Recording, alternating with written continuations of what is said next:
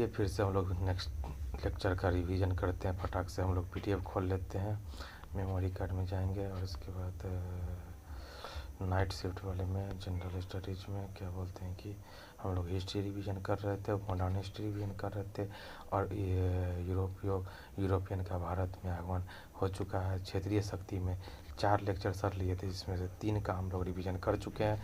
पहला क्षेत्रीय शक्ति बंगाल, उसके बाद सेकेंड पार्ट में हैदराबाद, अवध, मैसूर कर चुके और पिछले लेक्चर में हम लोग सिख कर दिए और आखिरी लेक्चर क्षेत्रीय शक्ति का मराठा साम्राज्य का पार्ट 4 वो हम लोग करेंगे। और हम लोग का ये क्षेत्रीय शक्ति वाला क्या बोलते हैं कि रीजनल पावर टॉपिक ख़त्म हो जाएगा हम लोग का। तो चलिए हम लोग चालू करते हैं पार्ट 4 क्षेत्रीय शक्ति मराठा साम्राज्य शुरू करते हैं। खुल जा सिम सिम, खुल जा सिम सिम। चलिए, जय गणेश। चलिए चालू करते हैं। तो हम पहले पढ़ चुके हैं कि अवध कैसे 1707 ईस्वी में औरंगजेब की मृत्यु के बाद से कैसे पूरे मुग़ल साम्राज्य का विघटन हो गया और छोटे छोटे क्षेत्रीय पावर सामने आ गए का उदय हुआ। इसी क्रम में अवध का उदय हुआ, बंगाल का हुआ, हैदराबाद का हुआ, मैसूर का हुआ, मराठा का हुआ, पंजाब का हुआ। और आज हम लोग पढ़ने वाले हैं मराठा साम्राज्य, जो महाराष्ट्र के आसपास का है, ठीक है ना, एरिया है। उसे मराठा साम्राज्य का कैसे विस्तार हुआ, कैसे एक स्वतंत्र राष्ट्र का निर्माण, स्वतंत्र राज्य के लिए इनका क्या क्या बोलते हैं कि संघर्ष रहा, उसको पढ़ते हैं। ठीक है, तो मराठा साम्राज्य, ठीक है, ये इसको मराठा साम्राज्य को हम 2 पार्ट में पढ़ते हैं।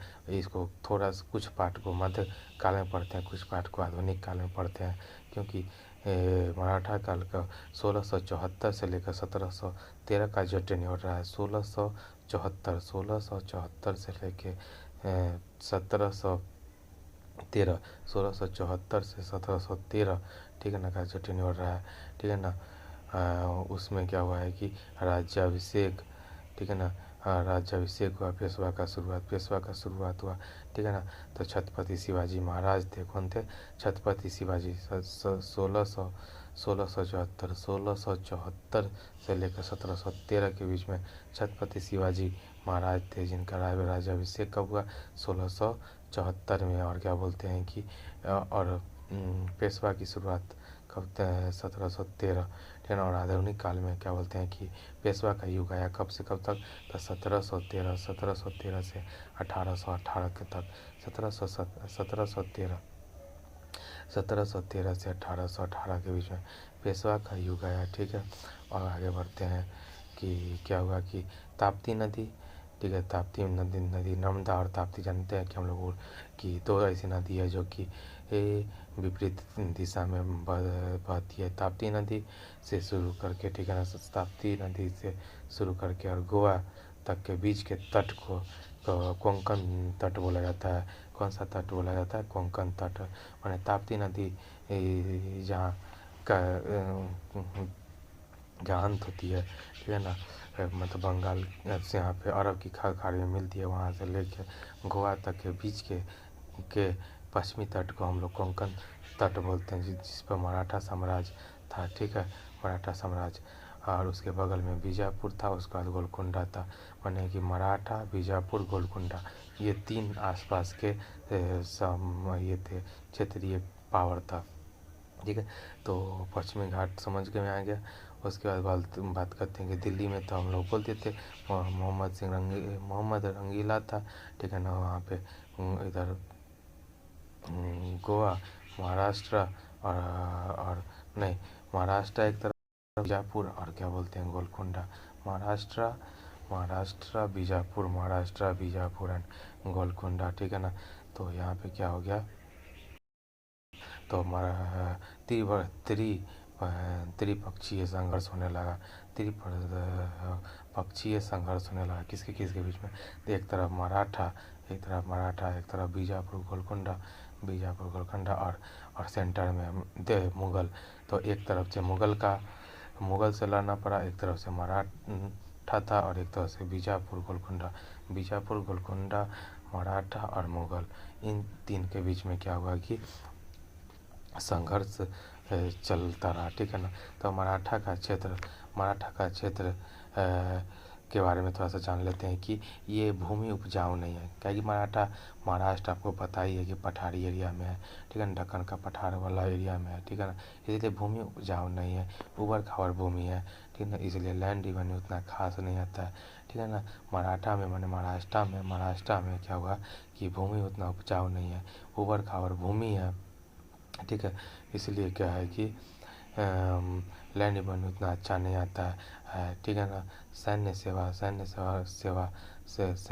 से कार्यरत माने कि सैन्य सेवा इसमें किया जाता है, ठीक है। मराठा में सैन्य सेवा करके माने कि सेना का सेवा करके टैक्स वसूलते हैं पड़ोसी क्षेत्रों की सुरक्षा की एवज में।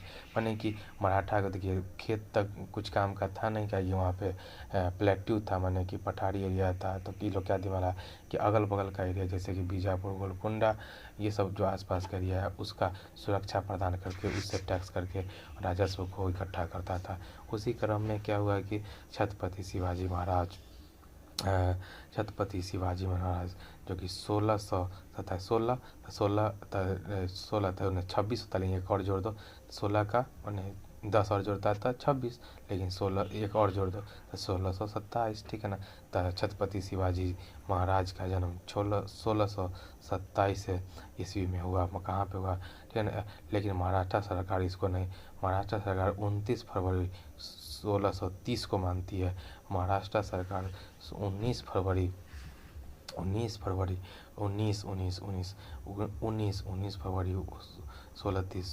रहना 19 फरवरी 1630 को महाराष्ट्र 19 फरवरी 1630 को महाराष्ट्र सरकार मानती है। लेकिन जन्म 1627 में 3 साल का थोड़ा सा लोचा है, यहाँ पर तो ध्यान दीजिएगा 1627 से 1630 में थोड़ा लोचा है, ठीक है ना। इनका जन्म स्थान शिवनेर दुर्ग पुणे, कहाँ पे शिवनेर दुर्ग छत्रपति शिवाजी महाराज का जन्म कहाँ शिवनेर दुर्ग पुणे में हुआ, ठीक है। जन्म पिताजी का नाम शाह भोसले था जो कि पूना के जागीर थे, कहाँ के पूना के जागीर थे। पिताजी शाह भोसले थे जो कि पूना के, माता जीजाबाई थी, माता जी जीजाबाई, ठीक है। संरक्षण किसके, उनके दादा कोंडदेव का उनको संरक्षण मिला, ठीक है। दादा कोंडदेव का संरक्षण मिला। छत्रपति शिवाजी महाराज के बारे में थोड़ा सा एक और जान लेते हैं कि 1627 और 16 में 10 लेंगे तो 26, लेकिन एक जोड़ दो 1627 ईस्वी में जन्म हुआ महाराष्ट्र सरकार इसको 19 फरवरी 1630 को मानती है, ठीक है ना। जन्म स्थान शिवनेर दुर्ग पुणे में हुआ, ठीक है। पिताजी शाह भोसले पूना के जागीर थे और माता जी जीजाबाई और थी, ठीक है ना। और संरक्षक दादा कोंडदेव को का मिला, ठीक है ना। आध्यात्मिक गुरु रामदास से। तब हमको बताना है आपको कि ये सिख के क्या में गुरु थे रामदास जी। तो देखिए गुरु नानक देव नाना के बाद अंगद थे, उसके बाद क्या बोलते हैं कि अमर, ठीक है ना। और क्या बोलते हैं कि 5वां अर्जुन देव थे, तो अमर का रामदास हो गया, रामदास उसका अर्जुन, फिर अर्जुन, तो रामदास चौथे हैं, रामदास को हैं चौथे, रामदास चौथे जो आध्यात्मिक गुरु रामदास जी थे, जिन्होंने अखाड़ों की स्थापना का श्रेय जाता है। अखाड़ा नहीं होता जहाँ पे कुश्ती होता है, उसी का अखाड़ों का स्थापना का श्रेय किसको जाता है, गुरु रामदास जी, जो कि चौथे गुरु थे, सिख गुरु थे। उन्हें दास बोध ग्रंथ भी कौन लिखे, गुरु रामदास जी लिखे। उनका गुरु रामदास जी ही क्या होता है, दास बोध ग्रंथ लिखे, ठीक है ना। और गुरिल्ला पद्धति छापामार पद्धति के जनक, गुरिल्ला पद्धति और छापामार पद्धति के क्या कहते हैं कि जनक किनको माना जाता है, छत्रपति शिवाजी महाराज को। कुल देवी इनकी कौन थी, तुलजा भवानी, तुलजा भवानी, राइट ना। प्रारंभिक अभियान क्या था, पहला किला जो कि तोरण किला पुणे में है, जो कि पहला किला तोरण किला पुणे देखो आदिल शाह से 16 वर्ष की आयु में जीत लिया। बताइए, मात्र 16 वर्ष की आयु में 16 वर्ष की आयु में छत्रपति शिवाजी महाराज ने, ठीक है ना, दक्षिण भारत के आदिल शाह से क्या हुआ, तोरन का किला जो कि पुणे में वो जीत लिया। उसके बाद क्या हुआ कि 1643 रहे ना,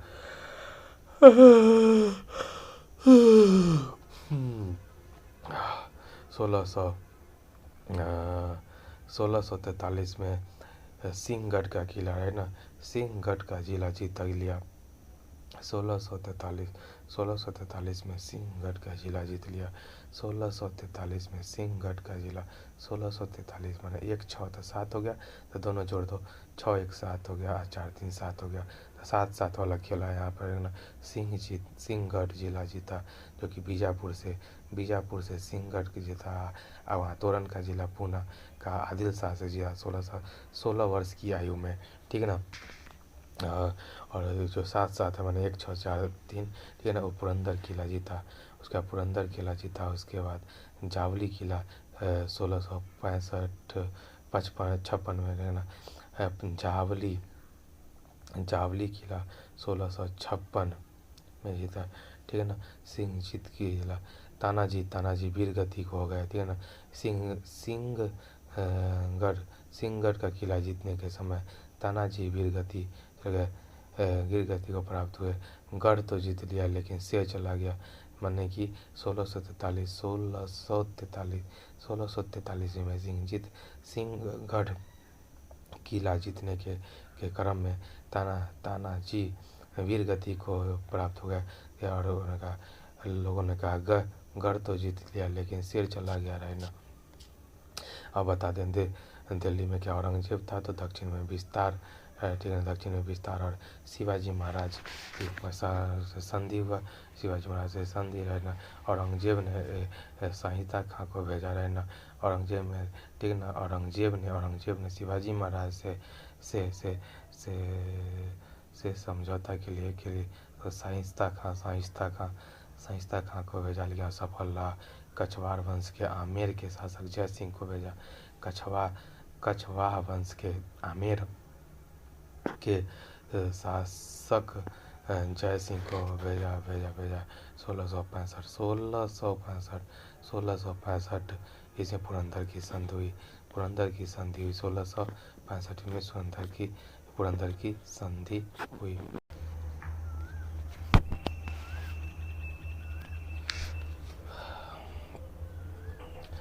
हाँ, तो छत्रपति शिवाजी महाराज का जन्म कब हुआ था? 1627 में। 16 में 10 जो लगा था कितना हो जाएगा?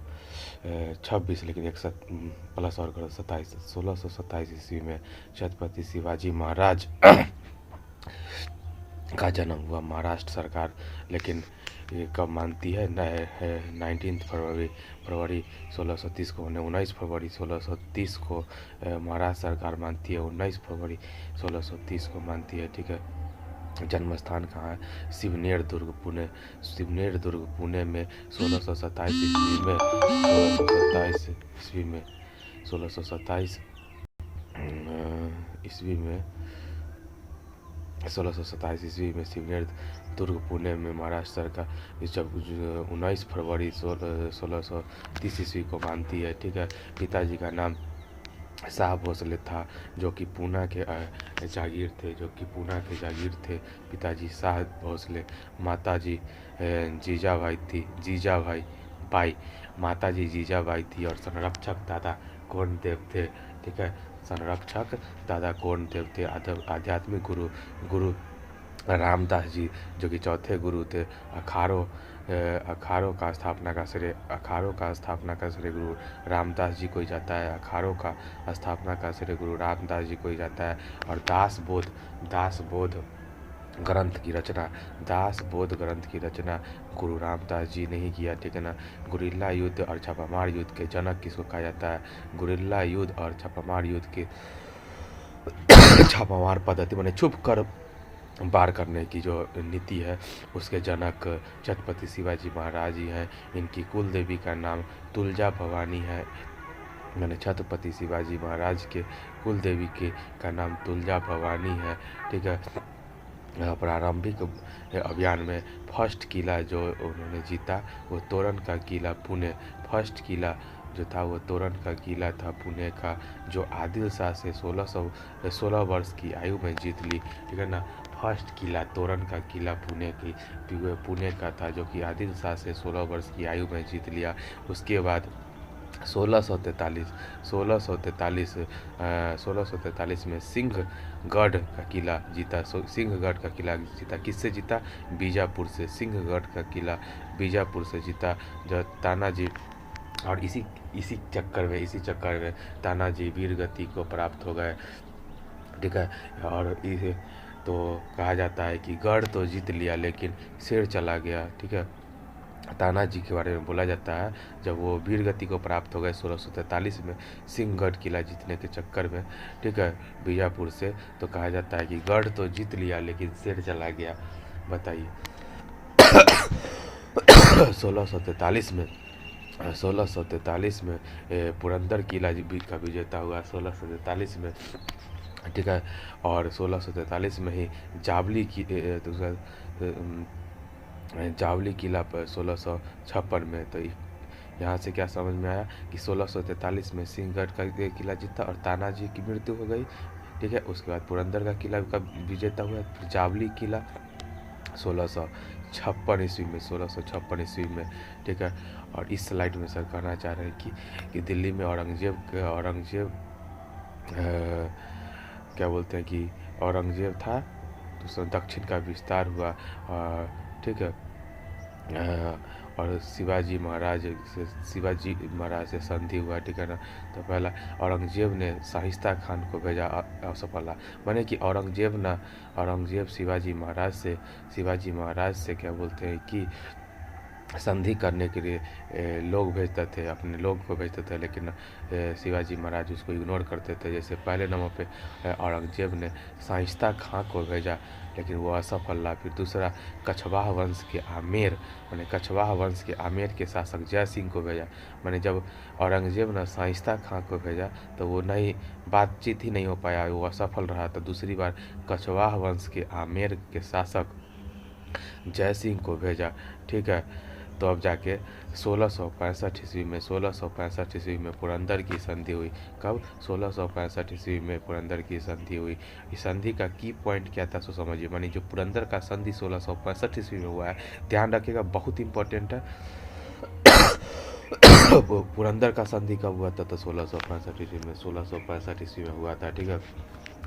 शिवाजी महाराज, अब इस संधि पुरंदर का संधि का जो की पॉइंट था वो क्या था कि शिवाजी महाराज ने 35 में से 23 किले क्या मुगलों को दे दिए। माने 35 किला में से 23 किले, ठीक है, मुगल को दे दिए। और संभाजी को 5,000 रुपये की मनसबदारी, माने संभाजी को 5,000 की मनसबदारी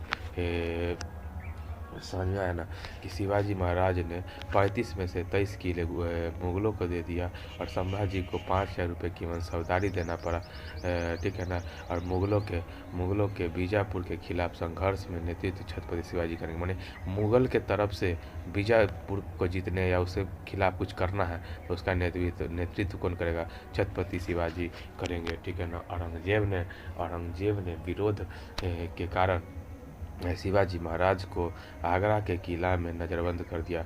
औरंगजेब ने विरोध के कारण शिवाजी महाराज को आगरा के किला में नज़रबंद कर दिया। इसका मतलब है कि औरंगजेब जब शिवाजी महाराज को से ये संधि किया ना, पुरंदर का संधि, तो लोग इसका विरोध करने लगा। इस कारण से औरंगजेब ने शिवाजी महाराज को आगरा के किला में नज़रबंद कर दिया और वहाँ से भाग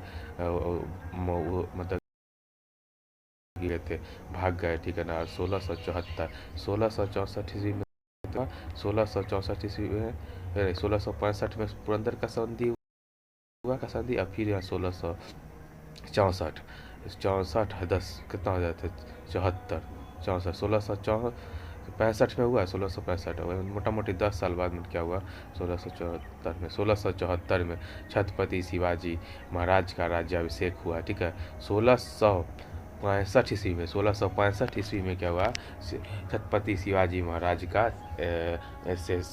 औरंगजेब का क्या हुआ, पुरंदर की संधि हुआ। और उसी के 10 साल से एक माने 9 साल बाद 1674 ईस्वी में छत्रपति शिवाजी महाराज का राज्य अभिषेक हुआ। ठीक है, कहाँ हुआ? तो रायगढ़ के किला में हुआ। कहाँ हुआ? तो रायगढ़ का किला में हुआ। ठीक है, और काशी माने पंडित कौन थे उस समय? पंडित कौन थे? गंगा भट्ट थे। गंगा भट्ट काशी पंडित माने काशी पंडित गंगा भट्ट थे। राज्याभिषेक कराने में गंगा भट्ट नामक काशी पंडित थे। ठीक है, और रायगढ़ के किला में छत्रपति शिवाजी महाराज का राज्याभिषेक हुआ। ठीक है, उन्होंने वचन लिया, माने कि कसम खाया कि हिंदुओं की रक्षा करेंगे। ठीक है, वचन लिया कि हिंदुओं की रक्षा करेंगे। और राजा को छत्रपति कहा जाता था। जो राजा था ना उनको छत्रपति कहा जाता था। ठीक है ना। बात करते हैं अर्थव्यवस्था, लैंड रिवेन्यू। ठीक है, अर्थव्यवस्था, लैंड रिवेन्यू, सैन्य सेवा, टैक्स वसूली, आय। ठीक है, लैंड रिवेन्यू क्या था? लैंड रिवेन्यू तो आता नहीं था, क्या है कि आप बता चुके हैं कि लैंड रिवेन्यू कैसे आएगा। क्या है कि मराठा का जो क्षेत्र था, मराठा का जो क्षेत्र था, क्या बोलते हैं कि पठारी एरिया था, वहाँ से नहीं उतना अच्छा मिट्टी था, तो वहाँ से खेती अच्छा नहीं होता था, तो उपज बढ़िया नहीं था भाई। ठीक है, तो खेती नहीं होता था तो लैंड रिवेन्यू नहीं आता था। तो मेन जो पैसा आता था वो किससे आता था? सैन्य सेवा से आता था, टैक्स वसूल के आता था। ठीक है, तो वही आय का सोर्स था जो हम लोग हमने कि छत्रपति शिवाजी महाराज ने अगल बगल के जितना राज था, ठीक है, जैसे बीजापुर हो गया, ठीक है, वो सब जितना था वो सब का रक्षा करते थे और उसी से आय टैक्स लेते थे, वही उनका आय का स्रोत था। तो दो टाइप का जो टैक्स लेते थे ना, वो 2 तरह का लेते थे। पहला था चौथ, जो कि 1/4 लेते थे। मराठा राजा मतलब 1/4 लेते थे। ठीक है, और एक है सरदेशमुखी जो कि 1/10 लेते थे, 1/10। ठीक है ना, वो छत्रपति के नाम पर, छत्रपति की हम छत्रपति है, इसके लिए हमको 1/10 दो, माने कि तो वही सरदेश मुखी हुआ 1/10। ठीक है, चौथ लेते थे मराठा राजा है, माने कि मराठा तो पड़ोसी राज्यों से सुरक्षा के नाम पर वसूलते थे। माने पड़ोसी राज्य से सुरक्षा के नाम पर 2 तरह का टैक्स वसूलते थे, चौथ और सरदेश मुखी था। खाली इतना याद कर लीजिए कि चौथ 1/4 था। ठीक है, और सरदेश मुखी 1/10 था। नोट, कर वसूलने से पड़ोसी राज्यों के अंदर मराठों के लिए असंतोष उत्पन्न हो गया। माने भाई किसी से उसका सुरक्षा कर रहे तो इतना टैक्स लीजिएगा, तो मराठा के लोगों के बीच में असंतोष उत्पन्न हो गया। यही कारण है कि पानीपत के 3rd युद्ध में मराठा अकेले पड़ गया, कि मतलब टैक्स उछलते थे, तो इस कारण से क्या हुआ कि इनका कोई साथ नहीं दिया, असंतोष का भावना उत्पन्न हो गया मराठा लोगों के बीच में। और इसी यही कारण था कि जो 3rd युद्ध हुआ उसमें मराठा अकेले पड़ गए।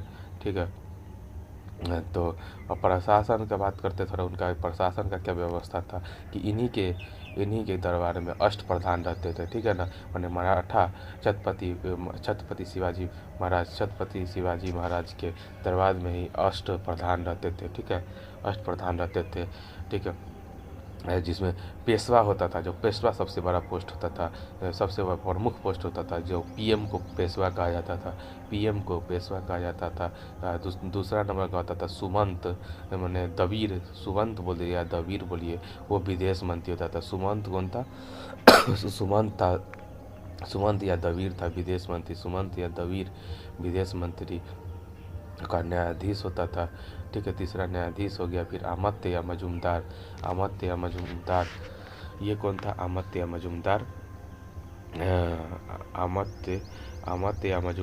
अर्थ, वित्त या धर्म, माने कि वित्त मंत्री को क्या बोला जाता था? वित्त मंत्री को बोला जाता था, जिसका काम होता था पैसा उसा से रिलेटेड, वो अमात्य होता था या मजूमदार होता था। ठीक है, और 5वां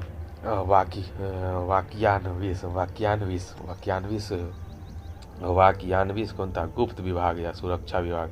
ठीक है ना, माने गृह मंत्री, इसके अंदर गृह मंत्री जिसको बोलते हैं ना, वो वाक्यान्विस था। वाक्यान्विस था कौन? गुप्त विभाग या सुरक्षा विभाग। ठीक है, गृह मंत्रालय। पंडित राव कौन था? अनुदान माने सब्सिडी जो देता था ना, था टैक्स में छूट उट, वही था पंडित राव, ठीक है ना। दानाध्यक्ष डोनेशन वगैरह देना पंडित राव का काम था। सर ए नौबत सेनापति को कहा जाता, सर ए नौबत, यानी कि ऐसा नौबत आ जाएगा तो सेनापति न संभालेगा, तो वही सर ए नौबत सेनापति को बोला जाता था।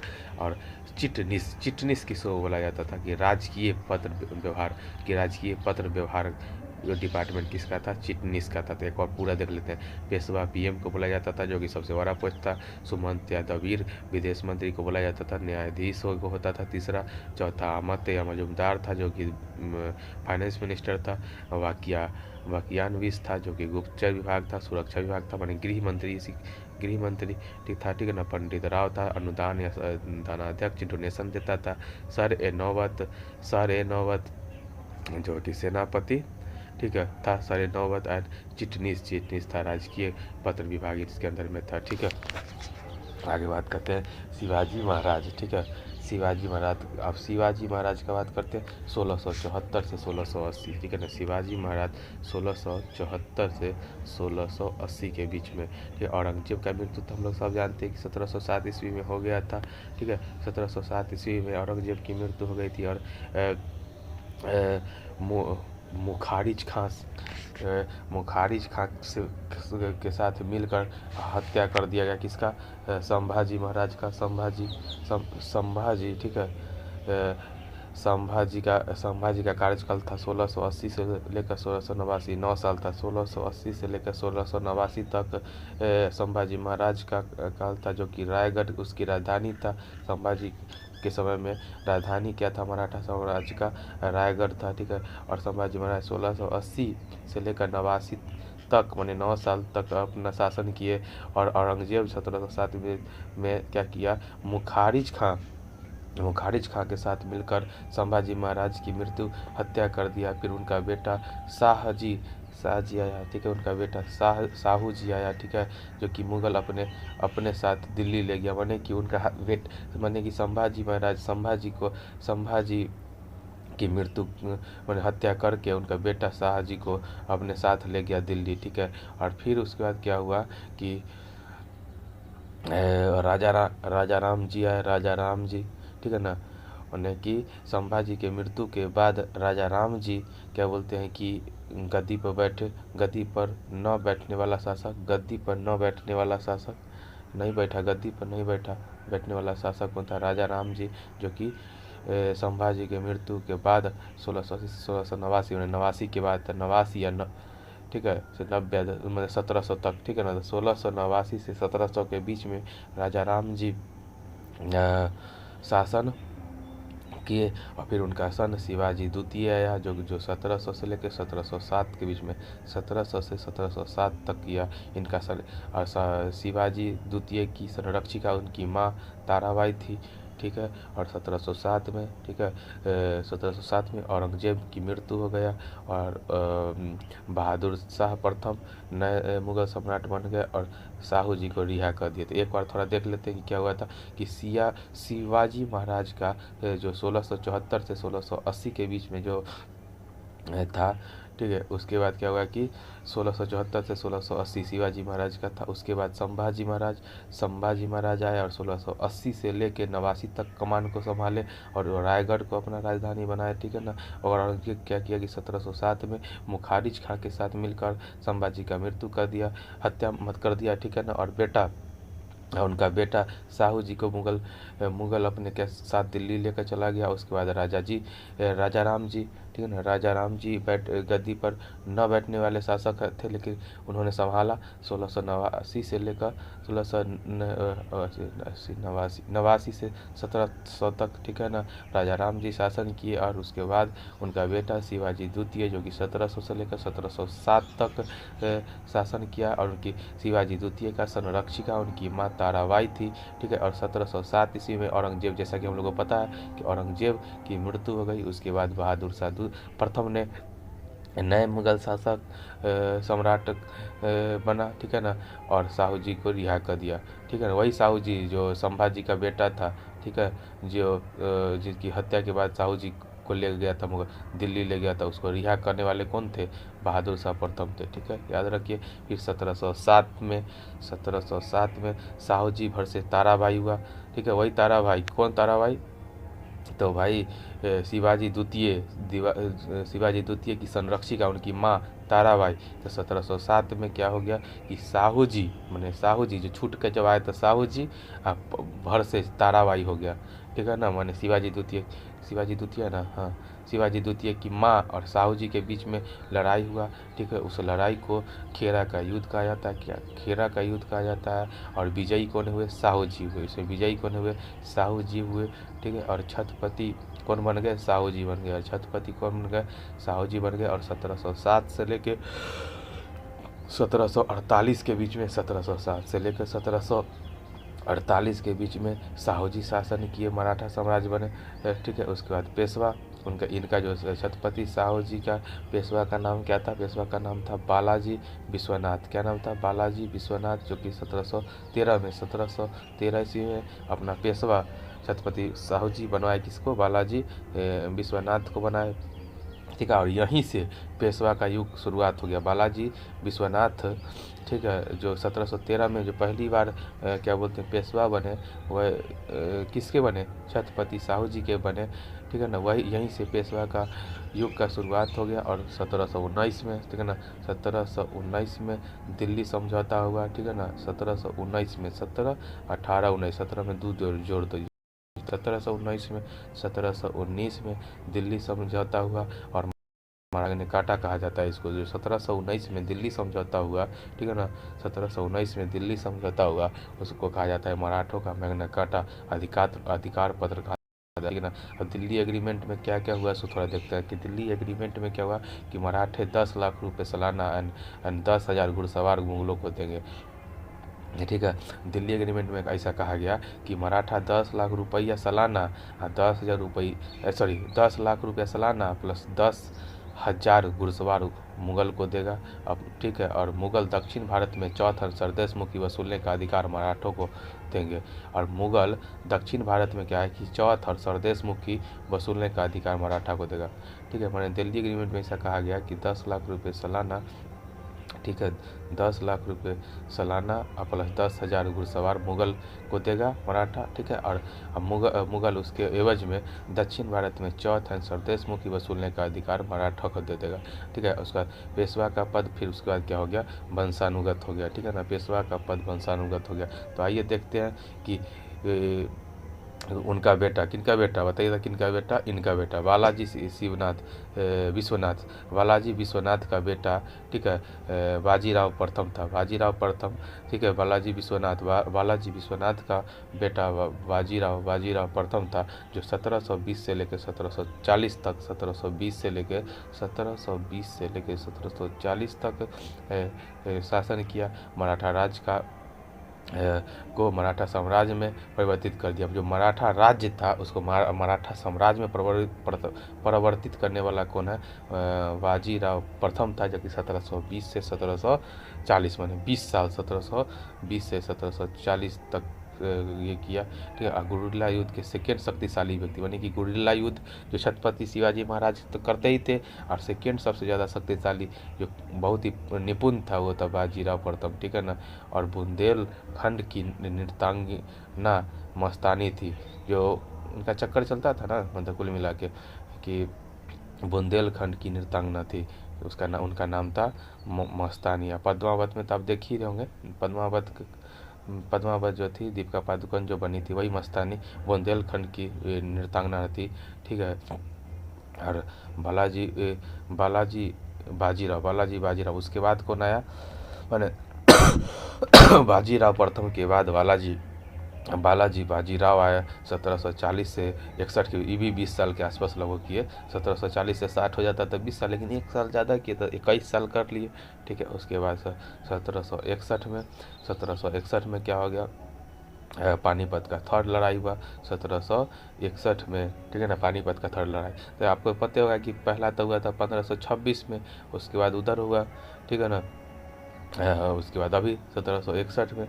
ठीक है, 1761 में पानीपत का तीसरा लड़ाई हुआ, ठीक है। कहाँ हुआ भाई रे? 1761 में, ठीक है ना। के मराठा के भी मराठा और क्या बोलते हैं कि अहमद शाह अब्दाली के बीच में हुआ। किसके बीच में? अहमद शाह अब्दाली के बीच में हुआ, ठीक है ना। 1761 के हरियाणा पानीपत के मैदान में, पानीपत के मैदान में, ठीक है, हुआ। किसके किसके बीच में हुआ? अहमद शाह अब्दाली वर्सेस मराठा के बीच में 1761 में पानीपत का थर्ड लड़ाई हुआ, ठीक है ना। जो कि मराठा लोग गुरिल्ला युद्ध में बहुत ही निपुण थे, ठीक है ना। तो पड़ोसी दुश्मन कौन कौन था? मराठा का जो पड़ोसी दुश्मन था इंदौर, जो कि सबसे सफाई वाला अभी हम लोग का शहर है इंदौर, उसमें होलकर था, माने कि वो मराठा का दुश्मन था, ठीक है ना। मध्य प्रदेश में पड़ता हुआ, ठीक ना इंदौर। तो इंदौर का होलकर, ग्वालियर का सिंधिया, पूना का पेशवा, बड़ोदरा का गायकवाड़, नागपुर का भोसले, ठीक है। तो नागपुर में भोसले मैंने नाग है तो कैसे याद रहेगा? नाग है ना, तो नाग घोसला में घुसल रहेगा, मान लीजिए ना। तो भोसले हो गया, ठीक है। बड़ोदरा का गायकवाड़ हो गया। बड़ोदरा अपना क्रिकेटर भी तो है, ठीक है ना। गायकवाड़ तो बड़ोदरा मान लीजिए, ठीक है। अब पूना का तब प से पेशवा हो गया। फिर ग्वालियर का हो गया सिंधिया, और इंदौर का हो गया होलकर, ठीक है। बस इन सारा पड़ोसी दुश्मन किसका था? तो मराठा तो ऐसे ही कमज़ोर था। अच्छा, ये पड़ोसी दुश्मन कौन क्यों था? क्योंकि सरदेशमुखी और चौथ ना सुरक्षा के नाम पर इनसे टैक्स लिया जाता है। इसी कारण से इनके आस पड़ोस जो ये था, इंदौर, ग्वालियर, पूना, बड़ोदरा, नागपुर, जितना पड़ोसी था वो सब दुश्मन था। तो बेचारा मराठा तो अकेला पड़ गया, ठीक है। तो वो अकेला करेगा क्या, ठीक है। तो अहमद शाह अब्दाली के बीच में 1761 में जब पानीपत का थर्ड लड़ाई हुआ तो मराठा थोड़ा अकेला पड़ गया, ठीक है। और 1761 में क्या हुआ? देखो यही बात लिखल है यहाँ पे कि अहमद शाह अब्दाली वर्सेज मराठा के बीच में लड़ाई हुआ, ठीक है। जिसमें पेशवा कौन थे? बालाजी बाजीराव थे, ठीक है ना। मराठा के पेशवा कौन थे? बालाजी बाजीराव थे, ठीक है ना। जो वास्तविक नेतृत्व कौन कर रहा था? सदाशिवराव कर रहे थे। वास्तविक नेतृत्व कौन कर रहे थे? वास्तविक नेतृत्व सदाशिवराव, ठीक है ना। वास्तविक नेतृत्व सदाशिवराव कर रहे थे। और ठीक है, इनकी मृत्यु के बाद, ठीक है ना, इनकी मृत्यु के बाद ऐसा बोला जाता है कि मोतियों की माला टूट गई। ऐसा कहा जाता है कि जब, ठीक है ना, बालाजी बाजीराव की मृत्यु हो गई, ठीक है ना।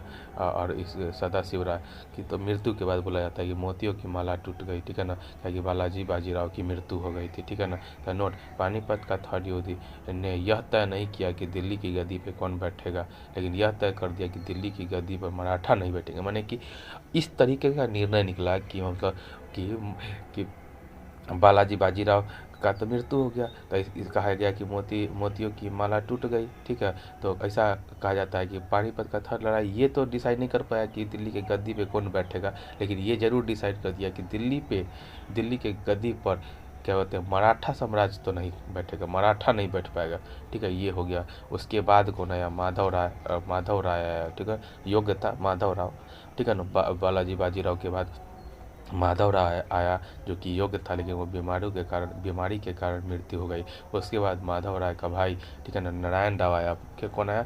नारायण राव आया। लेकिन इसके बीच में चाचा जो थे, ठीक है ना, माधव राव के जो चचा थे, ठीक है ना, रघुनाथ राव, ठीक है ना, वो कर लिए, अंग्रेज से संधि कर लिए, मिल गए अंग्रेज के साथ, ठीक है ना। और मराठा के लड़ाई में एंट्री मार दिए, ठीक है ना। बताइए, अपना घर में ही फूट हो गया। रघुनाथ राव जो चाचा थे माधव राव के, ठीक है, वो क्या बोलते हैं कि मिल गए अंग्रेज के साथ। और माधव राव का जो भाई था नारायण राव, ठीक है ना, जो माधव राव के मृत्यु के बाद बना था, ठीक है ना,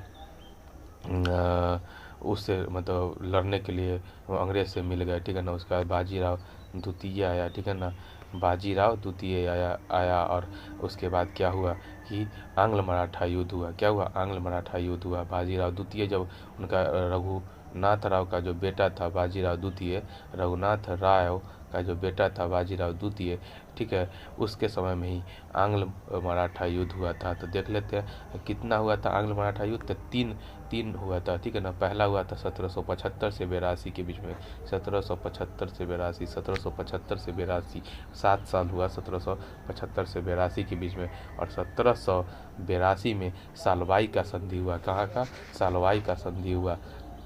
तब जाके फर्स्ट आंग्लो मराठा युद्ध रुका, ठीक है ना। सेकेंड हुआ 1803 से 1806। तो याद रखिएगा 1775 से 1782, 1775 से 1782 के बीच में फर्स्ट आंग्लो मराठा युद्ध हुआ, जिसको जो युद्ध विराम सालवाई की संधि जो 1782 में हुआ उसके बाद रुका। और सेकेंड जो हुआ 1803 से 1806, 1803 से 1806 के बीच में हुआ, ठीक है। इसका ये युद्ध विराम किस संधि से हुआ? तो बेसिन की संधि से। तो पहला सालवाई की संधि पहला सालवाई की संधि से, और दूसरा बेसिन की संधि से क्या बोलते हैं कि सेकेंड आंग्ल मराठा युद्ध का समाप्ति हुआ, ठीक है। ठीक है, उस समय क्या हुआ कि बाजीराव जो द्वितीय थे, ये जो बेसिन की संधि हुआ वो अपमानजनक संधि उनको लगा, ठीक है ना। क्योंकि क्षेत्र में EIC सेना तैनात हो गई, उनके क्षेत्र में ही EIC सेना माने कि ईस्ट इंडिया कंपनी की सेना तैनात हो गई, ठीक है ना। तो वही बाजीराव द्वितीय को बहुत ही अपमानजनक संधि कहा गया, ठीक है ना। तो आइए देखते हैं। तो सिंधिया के साथ क्या संधि हुआ, फिर सिंधिया के साथ क्या संधि हुआ। अब हमको बताइए कि सिंधिया कहाँ के थे? सिंधिया तो सिंधिया होलकर कहाँ के थे? इंदौर के थे। इंदौर के साथ हुआ राजपुर घाट का संधि हुआ, ठीक है ना। राजपुर घाट का, ठीक है ना।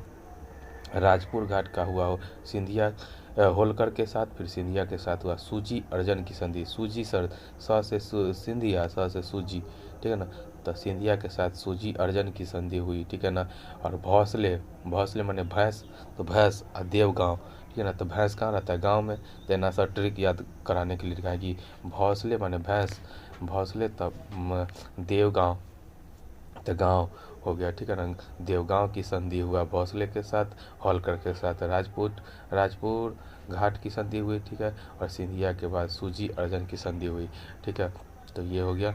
उसके बाद थर्ड आंग्लो मराठा युद्ध का हुआ 1817 से 1818, 1817 से 1818। और ये संधि इसके साथ इसमें थर्ड आंग्लो मराठा युद्ध में संधि अलग अलग हुआ। पेशवा के साथ पूना की संधि हुई, पेशवा के साथ पूना, प से पेशवा, प से पूना की संधि हुई। होलकर इंदौर वाला के साथ मंदसौर की संधि हुई।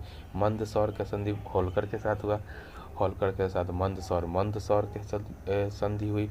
और सिंधिया के साथ ग्वालियर की संधि हुई। तो सिंधिया के साथ किसके संधि? ग्वालियर की संधि हुई, ठीक है ना। तो थर्ड आंग्ल मराठा युद्ध में 1817 से 1818 के बीच में हुआ। तो संधि अलग अलग हुआ, अलग अलग लोग से। पेशवा के साथ पूना, होलकर वाला मंदसौर की संधि, सिंधिया वाला ग्वालियर की संधि। और बाजीराव द्वितीय को कानपुर बिठूर में भेज दिया गया। और बाजीराव जो द्वितीय था उनको कानपुर के बिठूर स्थान में भेज दिया गया। और वहाँ पे नाना साहेब, जिसको धोंधू पंथ के थे, धोधू पंथ, ठीक है ना, नाना साहेब के साथ मिलकर बाजीराव द्वितीय ने कानपुर 1857 का क्रांति किए, ठीक है। नाना साहेब जिसको धोधू पंथ से थे, ठीक है ना, वो कानपुर में 1857 में क्रांति किए, ठीक है। तो बाजीराव द्वितीय को क्या हुआ कि ये संधि के बाद कानपुर के बिठूर में भेज दिया गया। और नाना साहेब को धोधू पंथ कानपुर से 1857 की क्रांति में भाग लिए, ठीक है। इसके साथ ही ये वाला ख़त्म हो गया। आगे फिर हम लोग पढ़ेंगे, ठीक है। चलिए मिलते हैं नेक्स्ट में।